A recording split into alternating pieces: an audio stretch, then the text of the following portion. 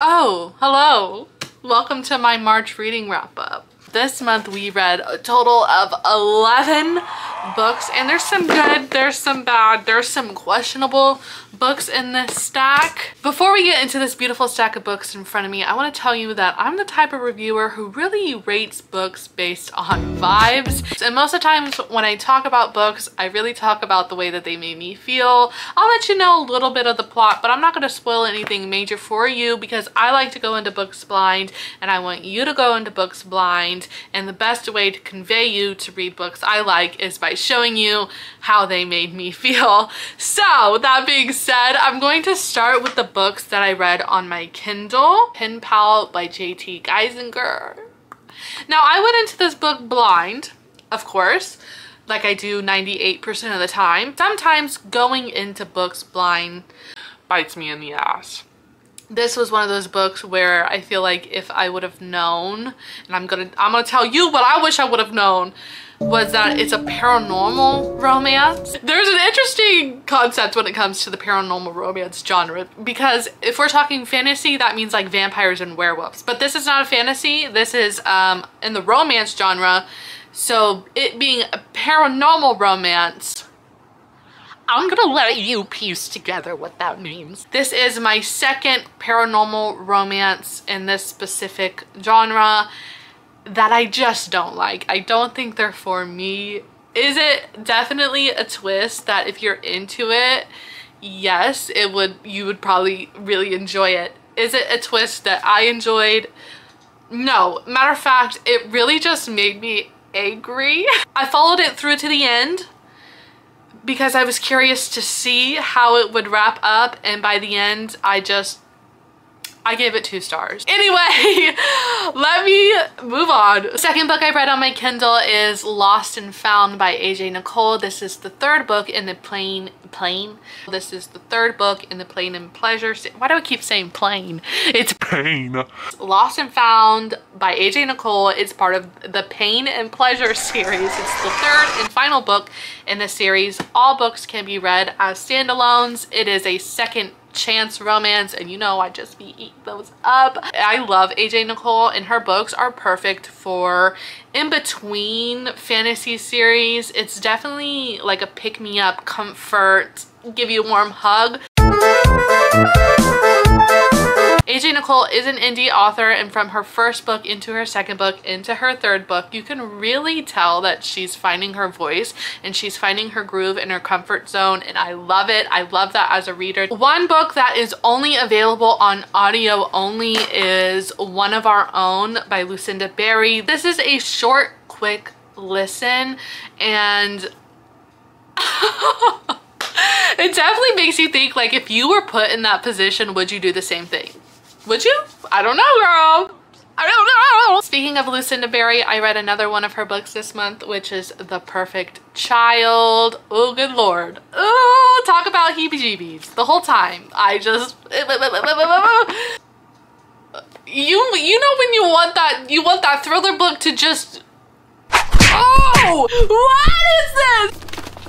Oh, you just want to slap some people around, and then you want to like hex some people, and then you just want to like hide and never look at someone. This is The Perfect Child. There's a novella that comes after this book that is needed. I haven't read it yet though. I need to, because I need answers. I need to know what the hell is happening 5 years after this is over, and I don't know if that's the time frame of the novella, but I know that there is a novella that I need to read that will give me answers that this book left me asking. Another thriller book we have is The Inmate by Frida McFadden.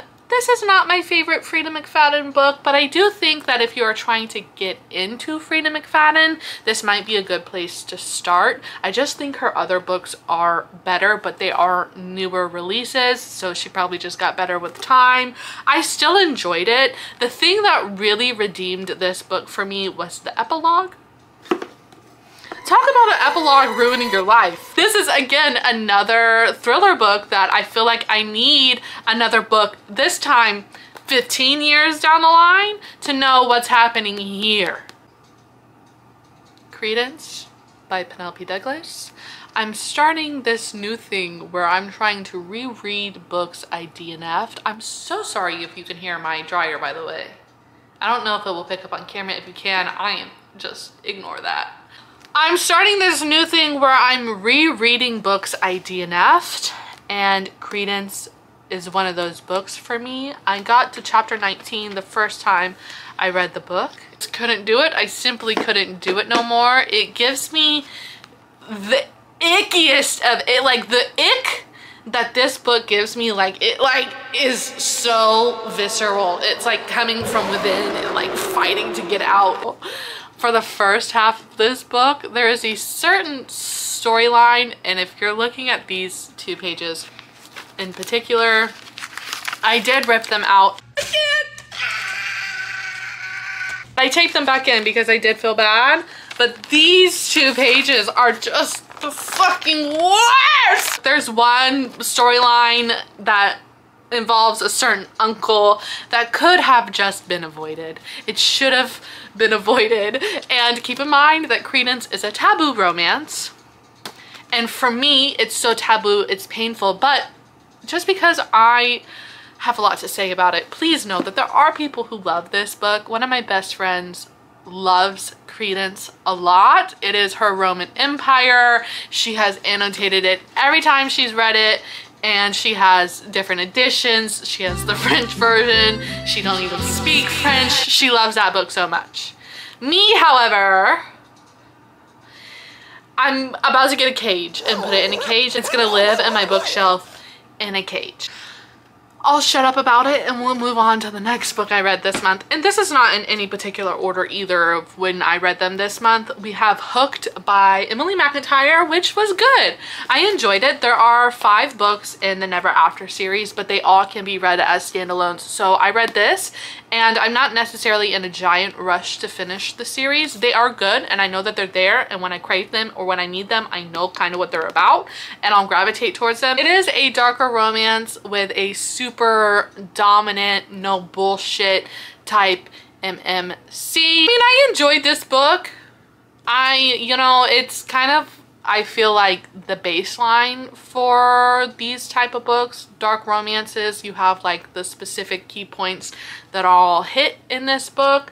I don't think it was anything crazy or anything revolutionary or anything that like changed my life, but I enjoyed it.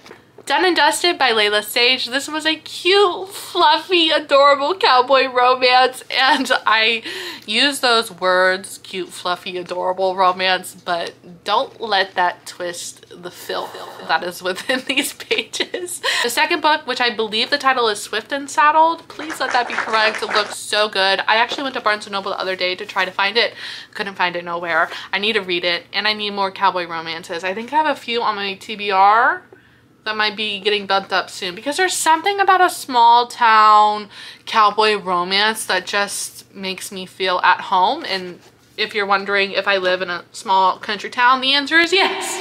I think this next book is my only true 5-star read. I say true 5-star read because of the next book, but first we have Still Beating by Jennifer Hartmann. Oh, I won't ever shut up about this book. I've talked about it a few times across my social media platforms. I even love it so much I got a special edition of it. It is a dark romance, but it's one of those dark romance where there's like a overarching, deeper meaning to it. I love books that voice experiences or feelings that I've been through or currently am feeling in the writing, because sometimes I struggle to give words to those feelings, and like I desperately want to and I just don't know how, and then I read it in a book and I cry like a baby. That was part 2 of Still Beating for me, although, you know, I don't necessarily relate to the plot line, but I relate to life after trauma. Next is a book that was close to being a 5-star read for me, but is like a 4.5 star, is A Fate Inked in Blood by Danielle L Jensen. Really, genuinely, and thoroughly enjoyed this book. The banter is what I live for in fantasy books like this. The only reason why I've knocked it down a peg from being a 5-star read is because towards the end it did get a little confusing, and it was almost like a lot of information was being dumped because I felt like the book was ending and there was still so much to be said, so it just felt like it was crammed in there. I had to go back and reread a few times, and I feel like before the next book comes out I'm going to have to reread the ending and really try to understand the history of the main female character, which, speaking of the main female character, she gave me whiplash. She kept going back and forth in moments that I just didn't understand why and didn't really make sense for her character,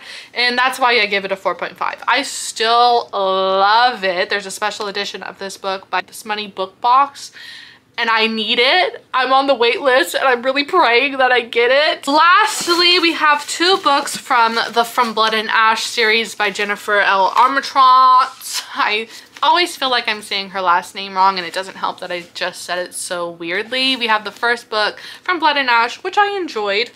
I say it has first book-itis, where it's really setting up the rest of the series and you're getting to know who you're working with, and you like fall in love with the characters, and then you get like betrayed and backstabbed by the end of the book, and then you start the new book. And although I like it, and although I do have intentions on finishing the series somewhere down the line, I'm just not rushing to, because it is very slow and it is repetitive, and I felt like every chapter or every scene we were kind of saying the same things but slightly different. Oh, I put a pin in the From Blood and Ash series and I moved on to read other books, and I'm continuing to move on to read other books, but once my curiosity is piqued again, I know the books are there and they're on my bookshelf and they're like, hello, read me. So on my TikTok, I have separate reviews of all of these books that go a little bit more in depth than I did in this video. So if you want to know that, feel free to check out my TikTok while it still exists, and hopefully that the government doesn't actually get rid of it, because that will break my heart. Right, that's all the books I read in March. It's been a pretty decent reading month. There's many days that I just didn't even feel like reading, so I didn't, and this is what I got. 11 books in total, which is still pretty badass. And if you've read 1 book, 2 books, 3 books, however many books you've read this month, if you enjoy what you're doing, that's all that matters. It's not a competition. Just because I've read 11 and you read however many you read, it's all good reading. All books deserve to be read in whatever pace the reader reads them. Okay, girl, I hope you're taking care of yourself today. Maybe you should eat your favorite dessert today, because why the hell not? I love you, girl. Bye.